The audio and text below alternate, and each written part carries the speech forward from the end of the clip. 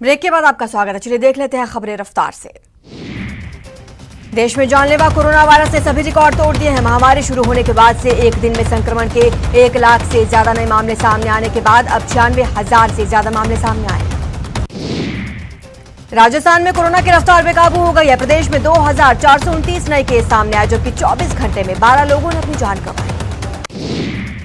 प्रदेश में राजधानी जयपुर में कोरोना के सबसे ज्यादा 528 केस सामने आए, जिससे चिकित्सा विभाग में हड़कंप मच गया। कोविड के लगातार बढ़ते मामलों को देखते हुए मुख्यमंत्री अशोक गहलोत ने सोमवार को एक बार फिर से लाइव बैठक में चिंता जाहिर की। सीएम ने कहा, देश में मरीजों का आंकड़ा 1 लाख को पार कर गया है। बैठक में सीएम ने कहा, कोरोना के बढ़ते संक्रमण को देखते हुए प्रदेश में सख्ती करनी होगी, साथ ही साथ लोगों को इसके बारे में समझाना भी होगा। बैठक में सीएम गहलोत ने कहा, कोरोना के बढ़ते संक्रमण को देखते हुए केंद्र सरकार को सभी आयु के लोगों के लिए वैक्सीन की व्यवस्था करनी चाहिए। कोरोना के बढ़ते मामलों के बीच दिल्ली की केजरीवाल सरकार ने कोरोना के खिलाफ जंग तेज कर दी है। अब दिल्ली में 24 घंटे वैक्सीन लगवाने की सेवा उपलब्ध रहेगी। कोरोना के बढ़ते मामलों के बाद योगी सरकार सख्त है। कोरोना पर नई गाइडलाइंस जारी की गई। एक मरीज मिलने पर 20 घरों का इलाका सील होगा। कोरोना पर लगाम के लिए महाराष्ट्र सरकार ने नई गाइडलाइन जारी की। नाइट कर्फ्यू के अलावा दिन में धारा 144 लगाई। इसके अलावा पार्क, सिनेमा हॉल, होटल, बार बंद। कोरोना पॉजिटिव होने के बाद अक्षय कुमार को हॉस्पिटल में एडमिट कराया गया है। अक्षय के बाद फिल्म राम सेतु से जुड़े 45 और लोग भी कोरोना पॉजिटिव पाए गए हैं। करौली में कोरोना वैक्सीनेशन के प्रति जागरूकता एवं सोशल डिस्टेंसिंग और मास्क लगाने के प्रति आमजन को जागरूक करने के लिए स्काउट एंड गाइड्स द्वारा रैली निकाली गई।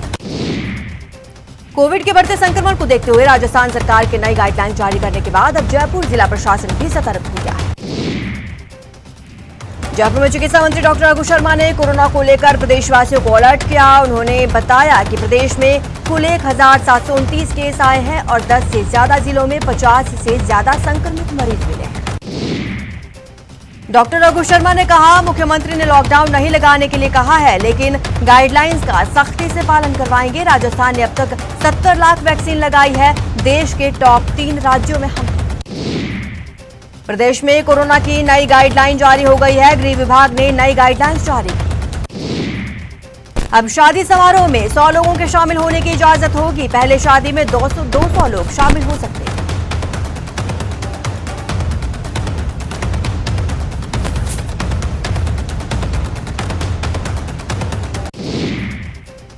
प्रदेश में अगले आदेश तक के लिए 1 से 9 तक की सभी कक्षाएं बंद रहेंगी। साथ ही जिला मजिस्ट्रेट स्थिति के आधार पर रात्रिकालीन कर्फ्यू के बारे में निर्णय लेंगे। प्रदेश में अगले आदेश तक सिनेमा हॉल, थिएटर्स, मनोरंजन पार्क बंद रहेंगे। स्विमिंग पूल और जिम खोलने की अनुमति नहीं होगी। नई कोरोना गाइडलाइंस के बाद दौसा में भी 1 से 9 तक की कक्षाओं को बंद रखने का फैसला लिया गया है, जिससे स्कूलों में सन्नाटा देखने को मिला। भरतपुर में कोरोना टीकाकरण की रफ्तार तेज हो गई है। अब लोगों को टीकाकरण लगवाने के लिए जागरूक किया जा रहा है। यहां 3 सेंटर्स बनाए गए और 45 साल से ऊपर वालों को वैक्सीन लगाई जा रही है। बीकानेर में वैक्सीनेशन धीरे धीरे रफ्तार पकड़ने लगी है। भुजिया बाजार 2 नंबर डिस्पेंसरी में वैक्सीनेशन के लिए लोग बड़ी संख्या में पहुंच रहे हैं। कोटा में प्लाज्मा डोनेट का कारवां लगातार बढ़ता जा रहा है। सीएम मनीष बंसल ने 5वीं बार प्लाज्मा डोनेट किया। प्रतापगढ़ में कोविड-19 संक्रमण की रोकथाम को लेकर साप्ताहिक समीक्षा बैठक की गई, जिसमें अधिकारियों को दिशा निर्देश दिए गए। उदयपुर में सोमवार को कोरोना के 198 नए मरीज सामने आए, जिससे जिले में मरीजों की संख्या 14,000 के पार पहुंच गई। सीएम गहलोत के निर्देशों का असर दौसा में देखने को मिला, जब शाम ढलते ही एसडीएम और डीएसपी ने बिना मास्क के घूम रहे लोगों के चालान काटे। राजसमंद में जिला कलेक्टर ने अधिकारियों और जनप्रतिनिधियों की बैठक ली, जिसमें कलेक्टर ने कोरोना को लेकर दिशा निर्देश दिए। चूरू में जिला कलेक्टर ने कोरोना संक्रमण की रोकथाम को लेकर प्रेस वार्ता की। इस दौरान उन्होंने राज्य सरकार द्वारा जारी गाइडलाइंस की पालना के संबंध में जानकारी दी। प्रतापगढ़ में कोरोना के लगातार बढ़ते संक्रमण को देखते हुए कलेक्टर ने अधिकारियों और आमजनों को कोविड गाइडलाइंस की पालना करने के निर्देश दिए। श्रीगंगानगर में मौसम विभाग ने नए पश्चिमी विक्षोभ की सक्रिय होने से तेज धूल भरी आंधी चलने की चेतावनी जारी की है। करौली में सोमवार को एक साथ 33 लोगों के कोरोना पॉजिटिव आने से हड़कंप मच गया। वहीं राजसमंद में कोरोना संक्रमण को देखते हुए कुंभलगढ़ दुर्ग को सैलानियों के लिए 7 दिन के लिए बंद कर दिया गया। कोटा में सोमवार को एक ही दिन में 280 मरीजों की जांच रिपोर्ट कोरोना पॉजिटिव होने के बाद चिकित्सा विभाग में हड़कंप मच गया। कोटा में कोविड वैक्सीनेशन अभियान के तहत जिले में 177 साइट्स पर सेशन आयोजित किए गए, जहां लाभार्थियों को कोरोना की डोज दी गई। कोटा में नेत्रदान के लिए जागरूकता बढ़ाने के लिए 100 किलोमीटर दूर से आकर एक युवक ने लोगों को नेत्रदान करने के लिए जागरूक किया। भरतपुर में कोरोना के बढ़ते संक्रमण को देखते हुए जिला कलेक्टर ने रात 8 बजे से नाइट कर्फ्यू के आदेश जारी कर दिए, जिससे व्यापारियों और दुकानदारों में अफरा तफरी मच गई। जोधपुर के फौलादी से 16 कैदी फरार, सजा काट रहा कैदी जेल से फरार हो गया। भागने का सीसीटीवी वीडियो अब सामने आ गया है। स्कॉर्पियो से फरार हुए हैं ये सभी कैदी। आपको बता दें, फलौदी जेल में पुलिसकर्मियों की आंखों में मिर्ची डालकर ये कैदी फरार हुए। एक्सक्लूसिव तस्वीरें न्यूज 18 राजस्थान पर आप देख रहे हैं। ये सीसीटीवी फुटेज है, आप देख सकते हैं। स्कॉर्पियो गाड़ी का इस्तेमाल कर सारे कैदी फरार हो गए।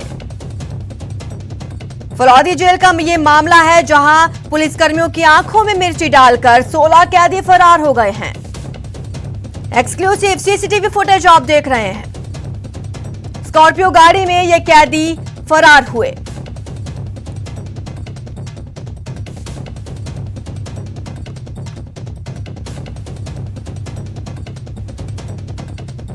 मामला जोधपुर के फलौदी जेल का है, जहां से 16 कैदी फरार हो चुके हैं।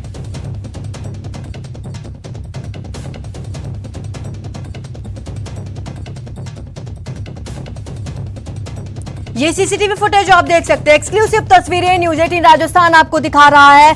फलौदी जेल से फरार होने वाले 16 कैदी स्कॉर्पियो गाड़ी का इस्तेमाल कर फरार हुए हैं।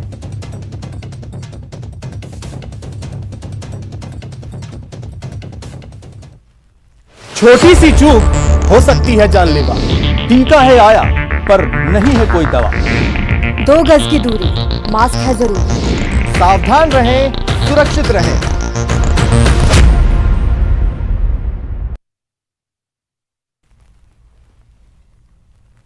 चलिए कुछ और खबरों का रुख कर लेते हैं।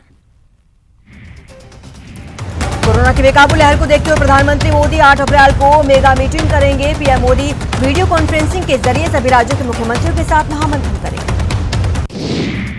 कोरोना को लेकर मुख्यमंत्री अशोक गहलोत ने एक बार फिर प्रदेशवासियों से अपील की। उन्होंने कहा, टीका और मास्क जरूरी है और आमजन वैक्सीनेशन में बढ़ चढ़कर हिस्सा लें। राजनीतिक उथल-पुथल के बीच महाराष्ट्र के गृह मंत्री अनिल देशमुख ने इस्तीफा दे दिया है। बॉम्बे हाईकोर्ट के फैसले के मुताबिक सीबीआई को अगले 15 दिनों में एक शुरुआती रिपोर्ट देनी होगी। इसी के बाद से तय होगा कि अनिल देशमुख पर एफआईआर दर्ज हो या ना। अनिल देशमुख मामले में बॉम्बे हाईकोर्ट के फैसले के खिलाफ उद्धव सरकार सुप्रीम कोर्ट जाएगी। जानकारी के मुताबिक महाराष्ट्र सरकार की तरफ से वरिष्ठ वकील अभिषेक सिंह भी पैरवी करेंगे। देशमुख के इस्तीफे के बाद दिलीप वळसे पाटिल को गृह मंत्री का पदभार दिया गया है। महाराष्ट्र मुख्यमंत्री कार्यालय ने इसकी घोषणा की। दिलीप वळसे पाटिल अब तक श्रम विभाग का कार्य संभाल रहे थे। छत्तीसगढ़ के बीजापुर में नक्सली हमले में शहीद हुए जवानों को केंद्रीय गृह मंत्री अमित शाह और सूबे के मुख्यमंत्री भूपेश बघेल ने श्रद्धांजलि। अमित शाह ने बीजापुर के बांसागुड़ा स्थित सीआरपीएफ कैंप का दौरा किया। सीआरपीएफ और कोबरा बटालियन के जवानों के साथ चर्चा की। साथ ही गृह मंत्री शाह ने रायपुर के एमएमआई अस्पताल में भी घायल जवानों से मुलाकात की। शाह ने घायल जवानों के जल्द स्वस्थ होने की कामना की।